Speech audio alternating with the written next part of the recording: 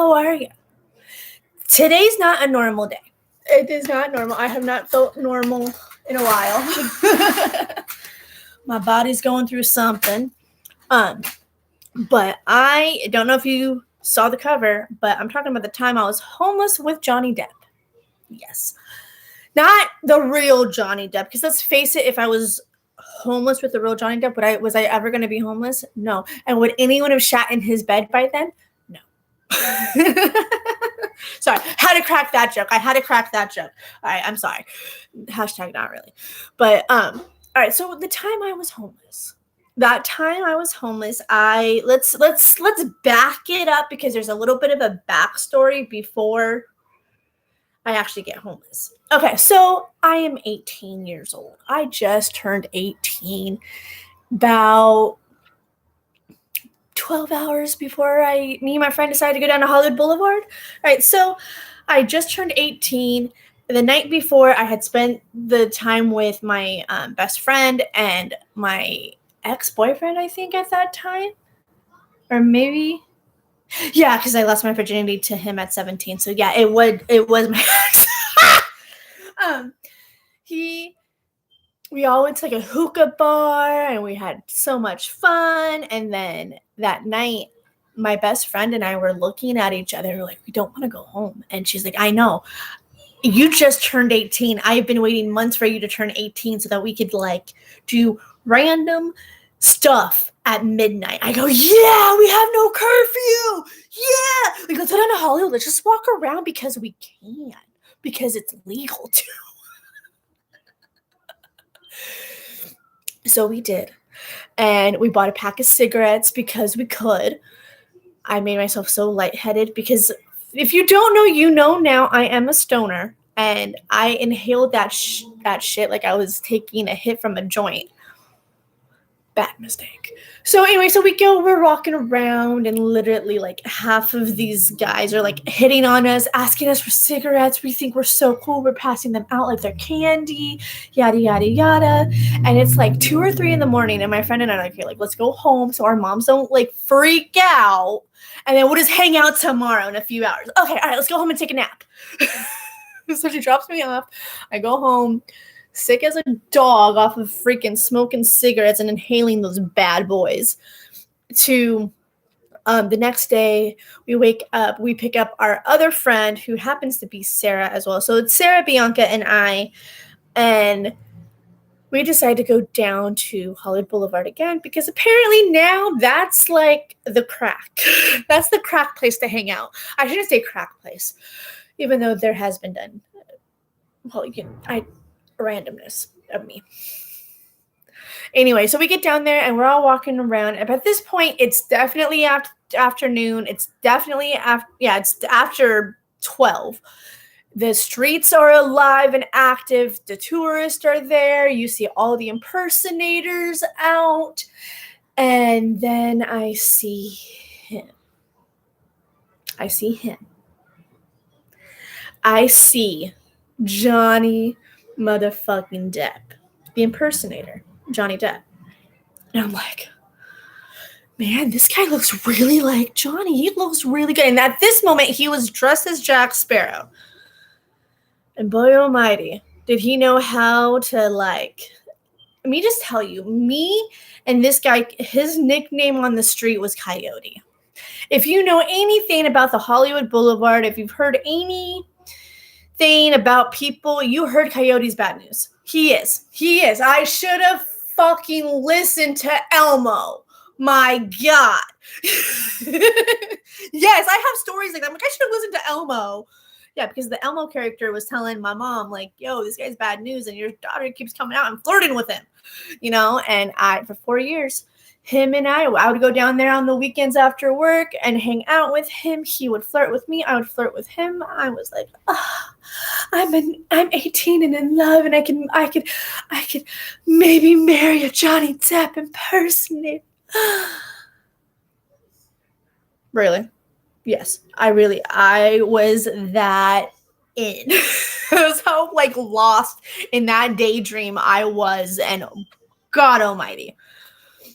And so 4 years goes by and all of that. And one day I go down to the boulevard and him and I have, oh, and mind you, we used to do this thing to each other that when the other one was in a relationship with like another person, we would go, like, if I would always try to make sure that I would go down to the Hollywood Boulevard with like my boyfriend at that time and like kind of rub it in Coyote's face. If I ever call him Pup, that was another nickname that the girls who got me off the streets, which I want to get to soon, gave him. So every once, like, literally, I'm like, but his name out on the boulevard was Coyote.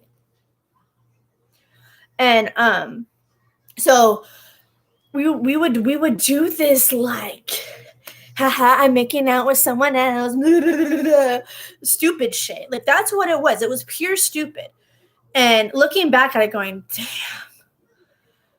I was a toxic bitch. I didn't think I was toxic, but then I look back going, yeah, I was pretty toxic. So 4 years goes by and we find a time where we're single. We're both single at the same time. And so we jump in, we dive in to the relationship, like literally head first. We're like, screw this. There's I love yous from the beginning. Learned that lesson twice the hard way. Lesson number 1, ladies, if the man says, I love you within like the first week, the first month of the relationship, red flag, red motherfucking flag. Why? Because that's their tactic. If they could say, I love you, and then it's like, they got you. And as soon as they got you, that's when they could do the manipulating game and do all of the toxic, evil bullshit. So, okay. So fast forward, we could go, I love you, da, da, da. And at this time, I was working at Albertsons in a Starbucks. I was literally a few months away from hitting my 3-year mark to go and get really good benefits. At that moment, I was getting like maybe a week off paid with some benefits. I had insurance, yada, yada, yada. Then after my 3-year mark in the union for the grocery store unit, you know what I mean. I was going to get 3 weeks paid vacation. And if I didn't take a vacation that year, I could turn it in and like it would be added to my check. So like I was going to be able to get stock. I was going to get really nice benefits. I was going to like literally set myself up financially and like really good. Like I was even going to have a pension. Like, right? And then I fell in love with Johnny Depp. I fell in love with a Johnny Depp impersonator. And that while I was working, while I was in the booth, slaying away, like, he used to call me Hummingbird because when you work inside a grocery store, Starbucks, sometimes you are going to be left alone and it's going to be one person to man everything, where you got to ring up and you got to make the drinks. Like you ring up the person, go make their drink, get their pastry, warm it up. Like that's what it was. It was like, and he called me Hummingbird because it was it was like you would be flying around, you would hover in one spot and then you would fly, and then you would fly, he's like, you look like a freaking hummingbird. I'm like, oh, okay. Like, I like that nickname. And ironically, my grandma now represents a hummingbird, and she's passed on. So if you believe in reincarnation and that spirits could choose some kind of animal, some kind of creature in nature to show themselves to their loved ones, my grandma shows herself as a hummingbird to my mom and I. So it's really funny that I got nicknamed Hummingbird by him. And my grandma shows up as a hummingbird. Coincidence? No. So little did I know, while I was slaying away doing my job, he was going and shoplifting. He was shoplifting from the store, and I had no idea. And I was fighting it to the T, going, no, he's not stealing. He's not like that. He does have a job. Yada, yada, yada. To the point where I got fired literally a month away from getting the next step in my benefits. I go home, tell my mom, and I wasn't exactly fired. They said, you know what, we're going to suspend you. In about 3 days or so, we'll call you with a decision. They called me in 2 days and gave me the decision of like, all right, you're done. You're good. Peace out. Come and get your last check. So I told my mom. My mom was not happy. She was pissed off. We had one of our worst fights that night.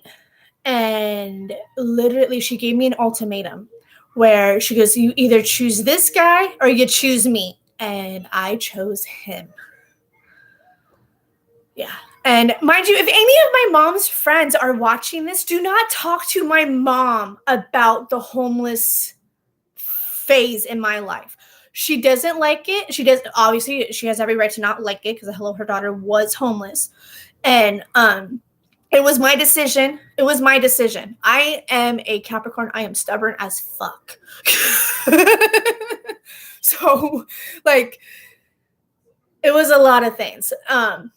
So do not, and I'm going to tell her like, hey, I did a homeless video. So just be aware, like heads up, like don't watch that video, because my mom is one of my biggest supporters and she'll want to watch this just to watch it. And I'm like, this is one video you don't need to watch, Mom.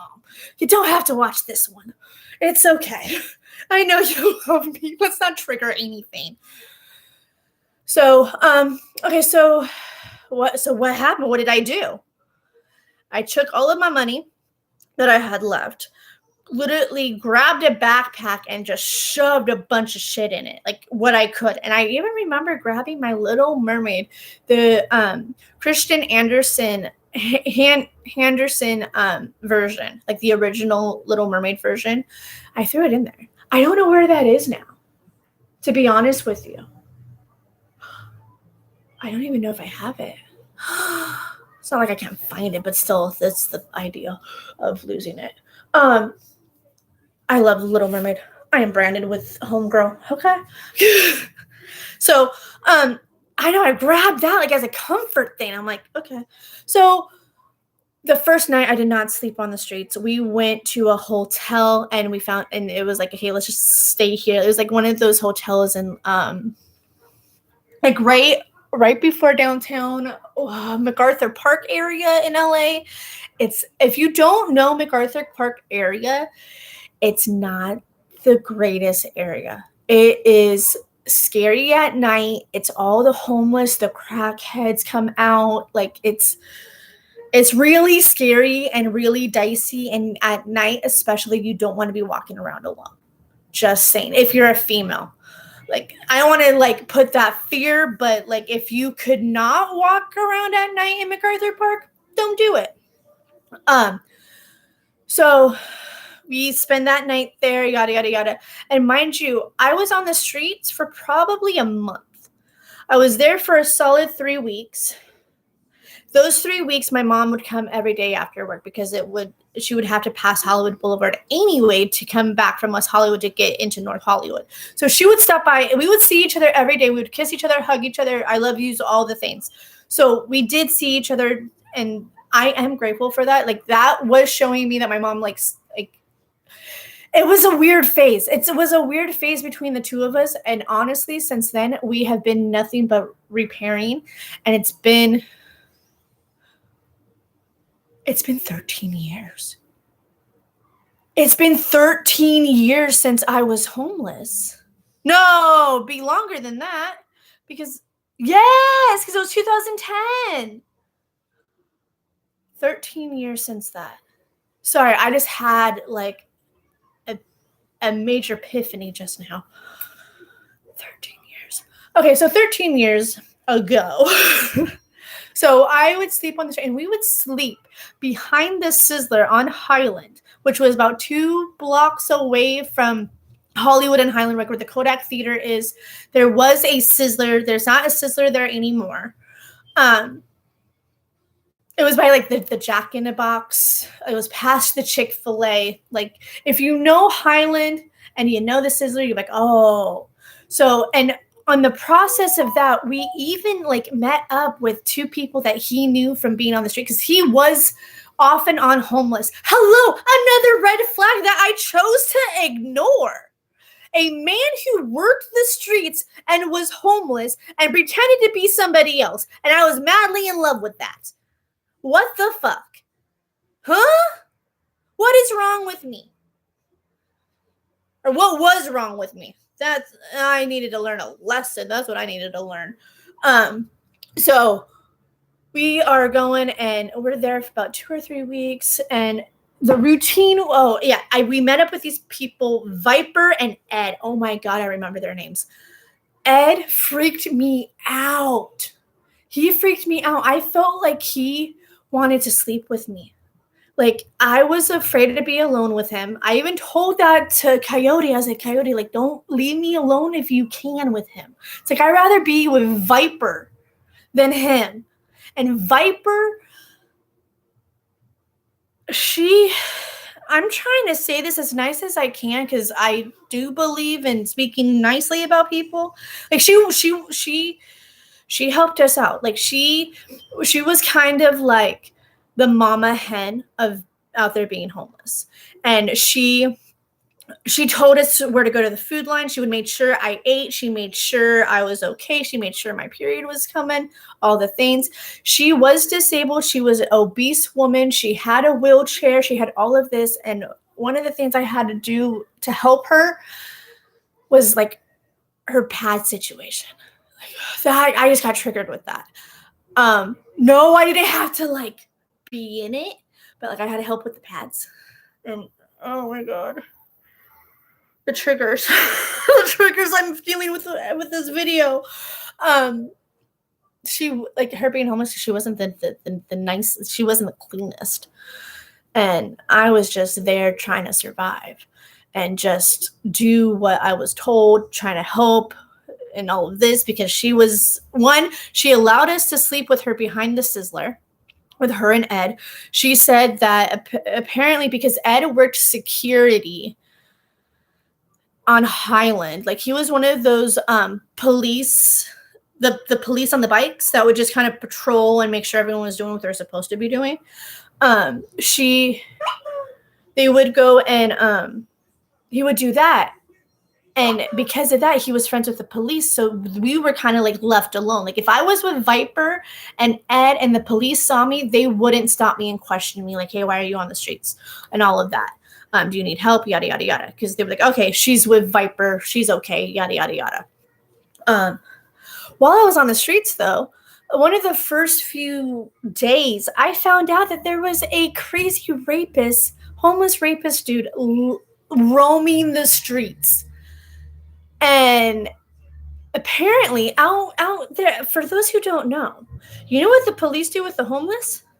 When they know that a homeless person is doing bad things to people and all of that, and he's like killing and raping and all of that, they'll tell the homeless community like, hey, so-and-so is in trouble.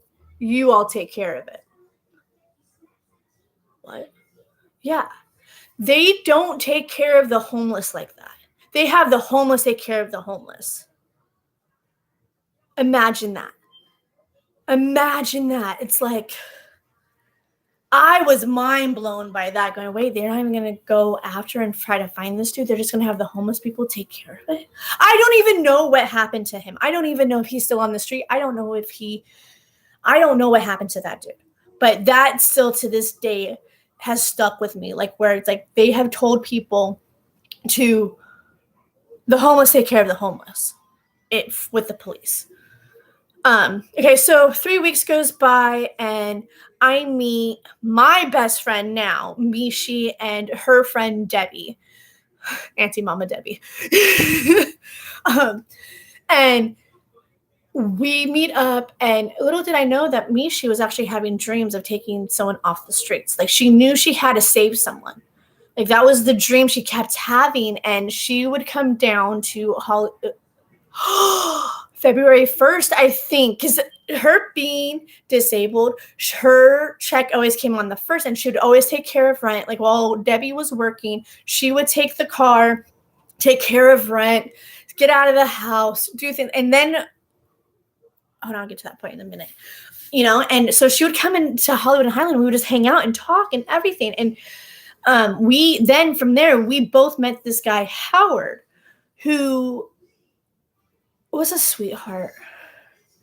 And at 30 years old, him and I made a promise to each other that if I wasn't with anybody, and he was a gay guy, if we weren't with anybody, by the time I hit 30, we would get together and make a baby. Not like obviously with him being gay, I would not turn him on, but basically taking his sperm, putting it inside me, and we would literally just co-parent. That was what we were going to do.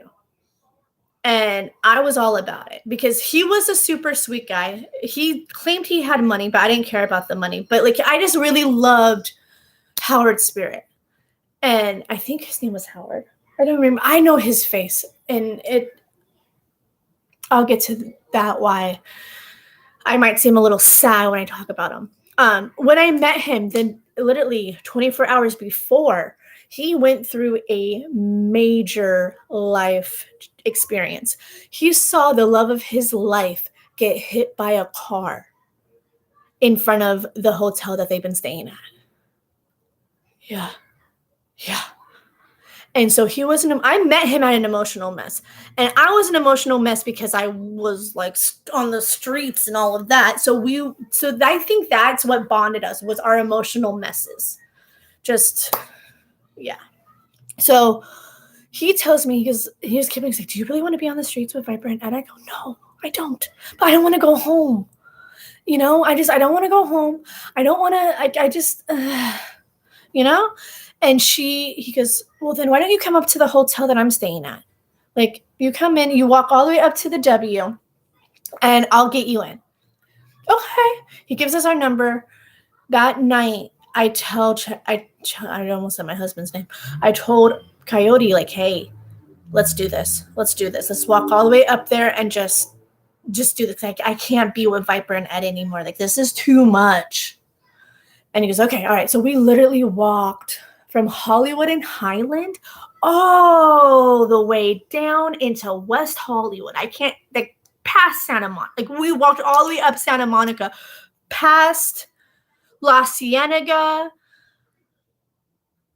I think we were by San Vicente, to be honest. That's a long fucking walk. I walked that all night. By the time we got there, and we were calling Howard left and right, hey, we're on our way. He would not respond. Should have known. To be honest, I think he was homeless too. I don't think he had money like he said. And I don't know if the truth of seeing his lover get hit by the car was really true. Or he was just coming off of a drug binge, and he hallucinated and saw that and then told us. And he was emotional because of it. Now that I think about it, now that I see it, and taking a step back going, wait a minute, was he as true as I thought he was? I don't think so. So it is now, 4:30, 5 o'clock in the morning. We're sitting there, no answer. And I'm just sitting here frustrated, fuck. I don't want to go back to Edward, to Ed and Viper. I'm fucking tired. I just walked God knows how long, and yada, yada, yada. And I finally caved in, called my mom, and said, I'm coming home. I'm done. Oh my God, really? Yes. I go, but Pup's coming with me. Okay. All right. At that moment, my mom just wanted me back. And so he comes back. So we ended up walking to La Cienega. She worked for Discovery Studios at that time. So I met her there. She gave me the house keys and said, go home, all the things. And I mind you, when we got home and I showered, I was not expecting the amount of dirt I actually had on my body. Mind you, with it being like January, February-ish, when all of this was going down, mainly January, when all of this was going down, I was in sweaters, sweat. I was very bundled up. I was covered in clothes, all the things. So I thought all the dirt would be on the clothes. But when I showered and I looked down, I was like, this is disgusting. So a few days go by and my mom and I get into it again. And I'm like, fuck this shit. At this same time, I'm also talking to my best friend, Mishi, who's like, oh my God, I've been looking for you on the streets because I want you and Pup to come watch our house because we are going to go on a trip this weekend and we need someone to watch our house. We were going to have you do that. I was like, oh. And so we started talking. I go, well, I need to get out of my mom's house. I don't want to be here anymore. And so I went back to the streets, met up with Mishi. She got us off the streets, and I moved in with her and Pup. At that time, also, and mind you, in the middle of all this, we also befriended a guy named Jack. Oh, Jack. He was one of those type of guys that was very charismatic in the beginning of knowing him. And then you brought him in, then you saw all the drinking, and if he drank too much, he turned angry. And very scary. Get to that in a minute. So I get off the streets, and I'm in with Mishi and Debbie and Michael, and she even brings in Jack. Yeah, so she was in a studio in Koreatown, which I call the 4x4, which I don't even think it was. I think it was about the size of this room, to be honest, if not a little bigger. And we all slept in the floor together. And about 3 weeks in, I'm just like, I'm over Pup. Like, I'm done with his bullshit. It's like, I'm done. Like, he's not really bringing in the money like he says he is. He's not doing this. He's just... Ugh. And Mishi goes and tells me, well, he's not the one. I said, I know that. She goes, no, but the one, I have a feeling I know who the one is. I was like, who? So it's an English dude. Like, how do you know I like English guys? We just met. I never told you about that. So that was another thing. I was kind of like, how does she know this? How does she know? So that is one of our biggest connections. Like, that was what made me feel like I could trust her, because her spirit was telling her stuff about me that I wasn't even telling people. So when that happened, her and I started to go, all right, so you're going to break up with him and kick him out, right? And I said, yes. Just, I got to find my words. And I remember one night, I have a feeling he started to pick up on that energy that I was done and I was going to break up. And he was trying to cling on to no other. And I remember we were listening to him, the band from Finland. And I can't remember the song, but he was sitting there on the couch, trying to be all sultry and sexy and just... And I wasn't falling for it, and he knew I wasn't falling for it. And I think at that moment, I'm like, we're done. I'm over this bullshit of yours. Stop this game, and we're done. You're kicked out. Go away. And the girls were like, oh shit. I don't even remember my exact words, but I feel like that was the gist. That was the idea of it. So he leaves. And I start healing myself spiritually and all of that. And as we're living, mind you, we still have Jack. And a whole year goes by, and Jack is, he completely 360'd us.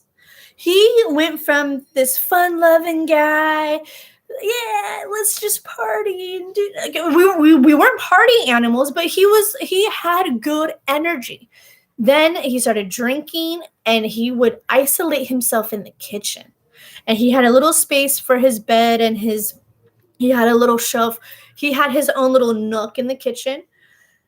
And he would isolate himself, and to the point where even Mishi and I would see like these dark clouds forming. And one night, they went out. I didn't want to go out. I stayed in. Him and I stayed inside. He was in his little nook, his little corner. I was out in the living room. And he pretended a phone call. And he was like, she's a freeloader. She is using good people. She's taking advantage of them, yada, yada, yada. He was character assassinating me left and fucking right. And I'm just like, what the hell is going on? Am I going to die? I thought he was going to like murder me at one point that night. And I text the girls saying that, girls, I know you're out having fun and I don't want you guys to exactly come home, but Jack is scaring me. He is saying some really evil things. And she's like, okay. All right. Like, they didn't want to believe it either because he was showing his happy side to them. And when they weren't around, I saw the scary stuff. Finally, one time, Mishi saw the evil side. And she was like, okay, Sarah's not crazy. Sarah, okay, we need to listen to Sarah right now. Final straw, or one of the final straws, was I was in the kitchen. I was cutting up onions because I was going to make us like pizza eggs, right? He didn't like that. I was in his space. He didn't like it. And he blamed it on the smell of onions, but I really think that my spirit really pissed off his demons, to be honest. So he goes into the bathroom. Little did we know until he left and Michelle had to go in there to use the restroom herself. He peed all over the toilet seat. He didn't have the audacity to lift it up. And us being girls, we had this little like frou-frou toilet covers, right? He peed all over the floor and all over the seat. It smelled like horrible urine in there. And I looked at Michelle and said, okay, Michelle, what are you going to do? She goes, oh, I'm talking to Debbie tonight. And they kicked him out. I went for a walk. I remember I went for a walk while they did it to get him out. And they texted me. I was like, all right, he's out. He's out finally. Go ahead. Come home. And he character assassinated me again in front of him. And I remember getting mad. And they go, but remember who's staying, Sarah. You're staying, not him. Oh, that's right. So after that, we were really starting to get a nice little like threesome going. Not a sexual threesome, but like a nice little like threesome going. And I was with them. I lived with them for about 3 years. We even moved out to East LA. And then eventually we were just done with each other. All of us, our time to live together was over. Like it was just too much. And they basically kicked me out, sent me back to my mom's house. And I was at my mom's house for about 6 months looking for work until I found Mickey Fine, the restaurant that I was working at before MLM. Basically the place that I found my husband at. So that's going to be another story. So that is how I led to Beverly Hills. That was the time before. And I am speaking and releasing everything that in the last 10 years. I don't know if you've seen it on TikTok. I don't know if you've heard the theory that the people that have been down, that have had a really hard time the last 10 years, like they can't catch a break. They can't get the wheels spinning because the wheel's stuck. They get, and then it's like, or backwards, or all the things, instead of like a nice flowing mojo, whatever you want to call this. Are people that were down. This time in the next 10 years, they're going to be rising up. I feel like I was the ones that was down. Hello, I was even homeless. Yeah, it was 13 years ago, but I'm still going to consider that part of the 10 years. I'm sorry, that was part of it. Yeah, so I was homeless during that. Had nothing but toxic relationships left and right.